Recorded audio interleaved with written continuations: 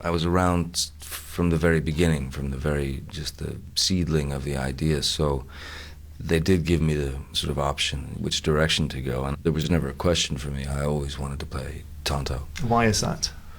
First and foremost, because I wanted to be able to at least do my due diligence in terms of slaying that cliched dragon, the myth that Indians were savages or are lesser than the white man or are the sidekick to the cowboy. I mean, that kind of thing. I wanted to kill that. Because traditionally in the original series, Tonto is quite a passive character. He takes orders from the Lone Ranger, go and do this, go and do that, and he will, wander off and warn the villagers or do the Lone Ranger's errands for him. So was that a conscious decision then, that this had to be, the power relationship had to be inverted, even if perhaps Armie Hammer's character doesn't realise it's inverted? It was imperative. It was exactly the aim. It was the only way to do it, to take that character and make him essentially not only the narrator of the film, but also the gravity of the film. But the heaviest for me was just the responsibility of making sure that I was able to deliver something to the Comanche, to all tribes, all nations around the world, that I, approached it with good intention, a great intention, and wanted to salute them and do them right. And how do you square that respectfulness with the fact that it is quite a comic role? Because to be doing these pratfalls and to be running around the Old West, as Tonto does, how as a performer do you kind of take that but then also say, well, I'm going to do this in a way that's respectful to their culture? Well, story elements help. I mean, certainly, Tonto's background helps in terms of the gravitas, and also Tonto's self-withdrawal from his own community because of what happened as a child.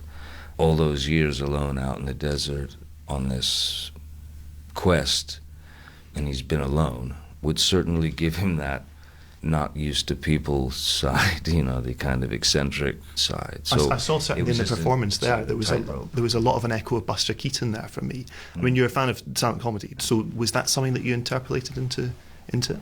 Watching Buster Keaton, watching Charlie Chaplin, watching Lon Chaney Sr., that was my college, I studied those guys like a madman.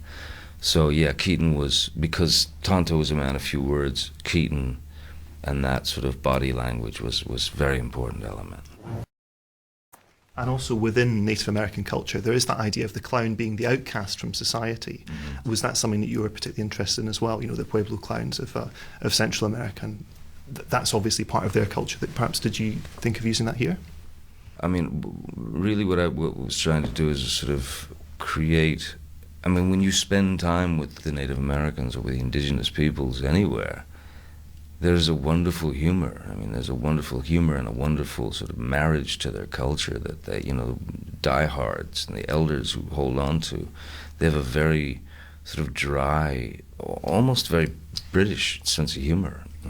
Were you surprised by how powerful the reaction has been in America to the Native American aspect of the film? Because it has been an incredibly divisive film in the States.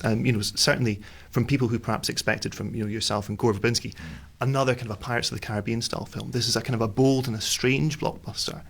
Were you shocked by the fact that people have been slightly taken aback by it? I really wasn't, I was on one level only in the sense that it's other people's expectations that turned it into, whatever, their expectations that it's Gore Verbinski, it's Jerry Bruckheimer, and it's myself or whatever, that Pirates team. So immediately, those people had written those reviews. They'd wrote those 7 months before the film was done.